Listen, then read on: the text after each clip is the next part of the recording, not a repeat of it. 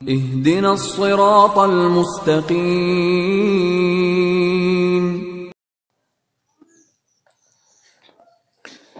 السلام علیکم ورحمۃ اللہ وبرکاتہ. بسم اللہ الرحمن الرحیم. الحمد للہ والصلاة والسلام علی رسول اللہ، اما بعد. محترم ناظرین، سیرت صحابہ رضی اللہ عنہم اجمعین کے حوالے سے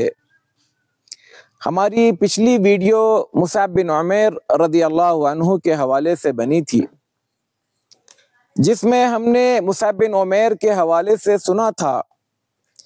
کہ جب وہ مدینے کے پہلے داعی، پہلے مبلغ بن کر تشریف لے گئے تو ان کی اور ان کے میزبان اسعد بن زرارہ رضی اللہ تعالی عنہ کی محنتوں سے مدینے میں ایمان کی بہار آئی.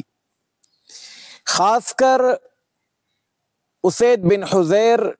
سعد بن ابی وقاص، سعد بن عبادہ رضی اللہ عنہم اجمعین جیسے بڑے بڑے سردار جب مسلمان ہوئے تو دیکھتے ہی دیکھتے مدینے کے دیگر افراد یہ سوچنے لگے کہ یہ اتنے اپنے قبیلے کے ذہین، سمجھدار، عقل مند لوگ اسلام قبول کر رہے ہیں تو یقیناً اسلام میں کچھ ایسی خوبی ہے، اس کے اندر کوئی ایسی کشش ہے، اس کے اندر کچھ ایسے نمایاں اوصاف ہیں جس کی وجہ سے یہ لوگ اسلام قبول کیے. اور دیکھتے ہی دیکھتے مدینے میں ایک اچھی خاصی تعداد مسلمان ہونے لگی. اس سے اندازہ کیجئے کہ اللہ کے رسول صلی اللہ علیہ وسلم کے پاس مدینے سے جو افراد بیعت عقبہ الاولیٰ میں آئے تھے وہ 12 افراد تھے. لیکن ٹھیک 1 سال کے بعد مصعب بن عمیر رضی اللہ تعالی عنہ کے مدینہ پہنچنے کے کچھ ماہ کے بعد جب دوبارہ حج میں بیعت عقبہ الثانیہ میں جو لوگ آئے تو وہ 75 تھے، جن میں 73 مرد اور 2 خواتین تھیں. حالانکہ یہ سب کے سب مسلمان نہیں آئے تھے، ان میں سے بہت سارے لوگ تھے جو ابھی مدینے میں تھے. بہرحال مصعب بن عمیر رضی اللہ تعالی عنہ نے دن رات ایک کیا، محنت کی، لوگوں کے اندر اسلام کو قبول کرنے کی ترغیب دلائی، جذبہ پیدا کیا اور مسلمان ایک بڑی تعداد میں مدینے میں بڑھتے گئے. یہاں تک کہ اللہ کے رسول صلی اللہ علیہ وسلم کو مدینہ بلایا گیا. آپ صلی اللہ علیہ وسلم ہجرت کر کر مدینہ آئے، پھر آپ صلی اللہ علیہ وسلم کی اپنی کوششیں جاری رہیں، یہاں تک کہ حضرت مصعب بن عمیر رضی اللہ تعالی عنہ ایک کامیاب دائی، ایک کامیاب مبلغ، ایک کامیاب معلم کے طور پر مدینے میں مصعب الخیر کے نام سے جانے جانے لگے. اللہ کے رسول صلی اللہ علیہ وسلم کے آنے کے بعد پہلے 2 سالوں میں جو کچھ مشکلات، مصائب، تکلیفیں مشرکین مکہ کی طرف سے مدینے میں رہتے ہوئے بھی آئی، آپ صلی اللہ علیہ وسلم نے اس کو فیس کرتے رہے، یہاں تک کہ جنگ بدر کا وقت آیا. جنگ بدر میں اللہ کے رسول صلی اللہ علیہ وسلم اگرچہ کہ باقاعدہ جنگ کے لیے نہیں گئے تھے، ابو سفیان جو ابھی مسلمان نہیں ہوئے تھے ان کے شام سے واپس آنے والے قافلے کا سامان چھیننے کے لیے آپ صلی اللہ علیہ وسلم نے تقریباً 315 یا 313 لوگوں کو بدر کے میدان میں آئے. لیکن اتفاق ایسا کہ وہاں پر مسلمانوں کو ابو سفیان کے قافلے سے نہیں بلکہ ابو جہل کے لشکر کا سامنا کرنا پڑا. اس لشکر کے بارے میں اللہ کے رسول صلی اللہ علیہ وسلم نے صحابہ سے مشورہ کیا تو بالآخر جو بات طے ہوئی وہ یہ کہ ہمیں اس لشکر کا مقابلہ کرنا ہے اور باقاعدہ ہمیں جنگ کرنی ہے. اللہ کے رسول صلی اللہ علیہ وسلم نے میدان بدر میں مہاجرین کا جھنڈا حضرت علی رضی اللہ تعالی عنہ کے ہاتھ میں دیا، انصار کا جھنڈا سعد بن معاذ رضی اللہ تعالی عنہ کے ہاتھ میں دیا. لیکن پورے جنگ کا اصل جھنڈا جو سفید رنگ کا اللہ کے رسول صلی اللہ علیہ وسلم نے حضرت مصعب بن عمیر رضی اللہ تعالیٰ عنہ کے ہاتھ میں دیا۔ مصعب بن عمیر رضی اللہ تعالیٰ عنہ کے ہاتھ میں جھنڈا ہے، انہوں نے کھل کر جوامردی دکھاتے ہوئے میدان بدر میں دشمنوں کے چھکے چھڑائے، اور وہاں پر حضرت مصعب بن عمیر رضی اللہ تعالیٰ عنہ ایک بہترین اور عظیم مجاہد کا بھی کردار ادا کیا۔ اس سے پہلے آپ بہترین اور عظیم مسلمان تھے، بہترین اور عظیم آپ دائی مبلغ تھے، اور تیسرا کردار آپ رضی اللہ تعالیٰ عنہ کا جنگ بدر میں ایک عظیم مجاہد اور غازی کی شکل میں بھی مسلمانوں نے دیکھا۔ حضرت مصعب بن عمیر رضی اللہ تعالیٰ عنہ کی من جملہ خوبیوں اور کمالات میں ایک کمال یہ تھا کہ اسلام لانے کے بعد ان کے نزدیک مسلمان یا اسلامی رشتہ عظیم ترین تھا خون کے رشتوں سے۔ اس حوالے سے ہم یہاں پر دو چھوٹے واقعات کی طرف اشارہ کریں گے۔ حضرت مصعب بن عمیر رضی اللہ تعالیٰ عنہ جب مدینہ گئے، مدینے سے واپس مکہ آئے، تو ان کی ماں کو اطلاع ملی کہ تمہارا بیٹا مصعب مکہ آیا ہوا ہے، اور ماں کو یہ توقع تھی کہ میرا بیٹا جب ایک شہر چھوڑ کر دوسرے شہر میں جی رہا تھا یا ایک ملک چھوڑ کر دوسرے ملک میں جی رہا تھا، جب وہ واپس مکہ آئے گا تو سب سے پہلے مجھ سے ملنے کے لیے آئے گا۔ لیکن مصعب بن عمیر رضی اللہ تعالیٰ عنہ نے اپنی ماں کی اس توقع پر پانی پھیر دیا۔ مصعب بن عمیر رضی اللہ تعالیٰ عنہ اللہ کے رسول صلی اللہ علیہ وسلم کے پاس سب سے پہلے پہنچے، آپ سے ملاقات کی۔ ماں نے کہا کہ بیٹے، مجھے تم سے یہ توقع نہیں تھی کہ جس جگہ میں رہ رہی ہوں وہاں پر تم کسی اور علاقے سے آؤ اور مجھ سے ملے بغیر کسی اور کے پاس حاضری دو۔ مصعب بن عمیر رضی اللہ تعالیٰ عنہ نے کہا، اے اماں، جس جگہ اللہ کے رسول صلی اللہ علیہ وسلم ہو وہاں پر سب سے پہلے حاضری ہوگی۔ اللہ کے رسول صلی اللہ علیہ وسلم سے ملے بغیر میں کسی اور سے ملنے کے لیے نہیں جا سکتا۔ یہاں بتایا کہ ایمان کا رشتہ خونی رشتے سے زیادہ ان کے نزدیک اہم ہے۔ جنگ بدر میں تقریباً 70 مشرکین مکہ کو گرفتار کیا گیا۔ ان 70 گرفتار شدہ لوگوں میں مصعب بن عمیر رضی اللہ تعالیٰ عنہ کا سگا بھائی ابو عزیز بھی تھا۔ اللہ کے رسول صلی اللہ علیہ وسلم نے ان قیدیوں کو مختلف لوگوں کے ہاتھ میں دیا کہ یہ ان کی نگرانی کرے، ان کو سنبھالے، جب تک کہ ان کے گھر والے لا کر فدیہ نہ دے، یا جب تک کہ ان کے حوالے سے کوئی فیصلہ نہیں ہوتا۔ ایک مرتبہ مصعب بن عمیر رضی اللہ تعالی عنہ کے بھائی کو ایک انصاری باندھ رہا تھا۔ مصعب بن عمیر رضی اللہ تعالی عنہ کا وہاں سے گزر ہوا تو مصعب بن عمیر نے اس انصاری سے کہا، اے میرے بھائی، اس کو ذرا اچھے سے مضبوطی کے ساتھ باندھنا،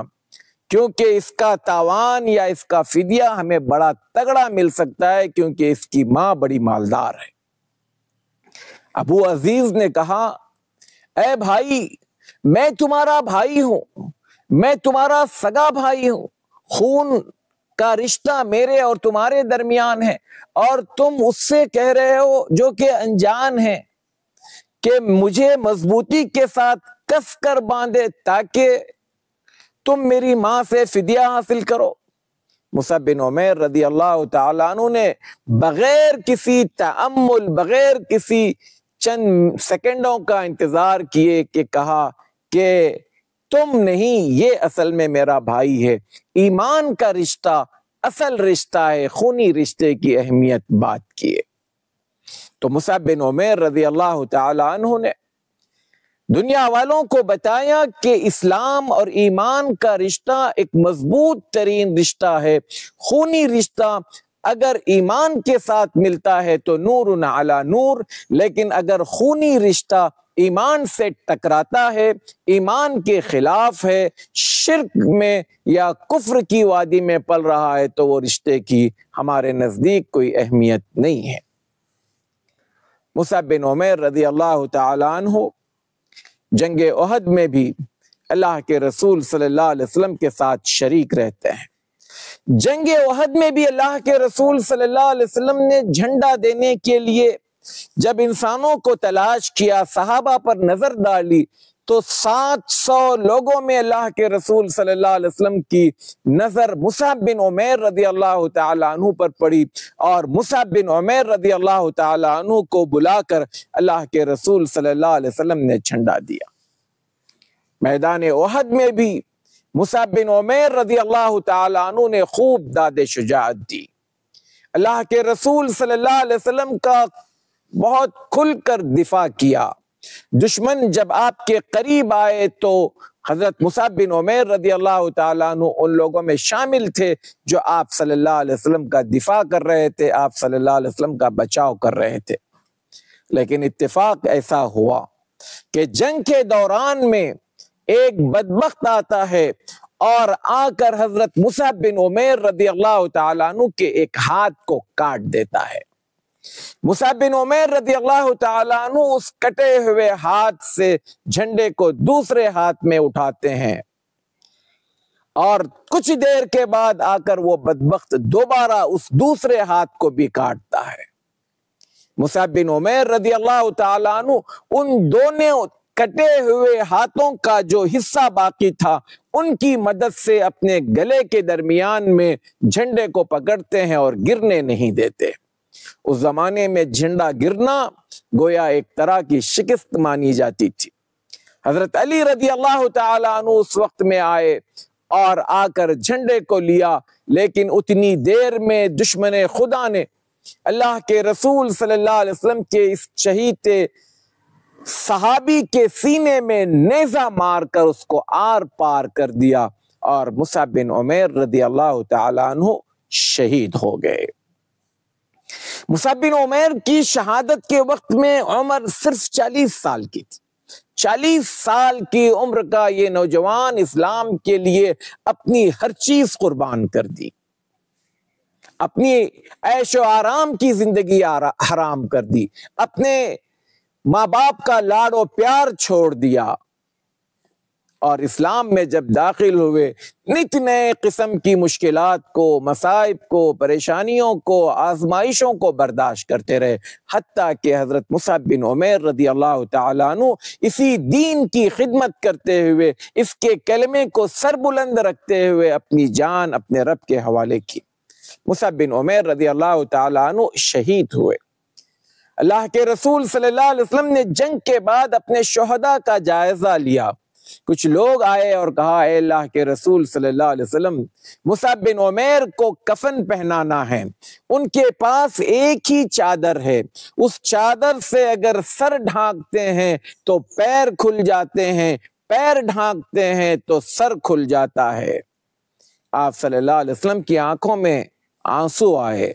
آپ صلی اللہ علیہ وسلم نے اس نوجوان کو کسی وقت میں مکہ کے سب سے قیمتی ترین کپڑے پہنتے ہوئے دیکھا تھا، اور آج سب سے ہلکے کپڑے پہنا ہوا انسان اپنے کفن تک کے لیے پورا کفن نہیں پاتا ہے۔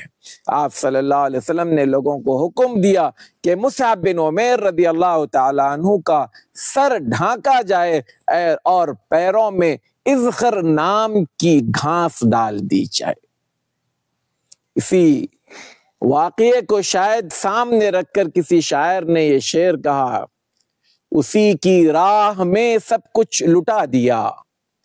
اسی کی راہ میں سب کچھ لٹا دیا، یہاں تو وہ بھی نہیں جو کفن کے کام آئے۔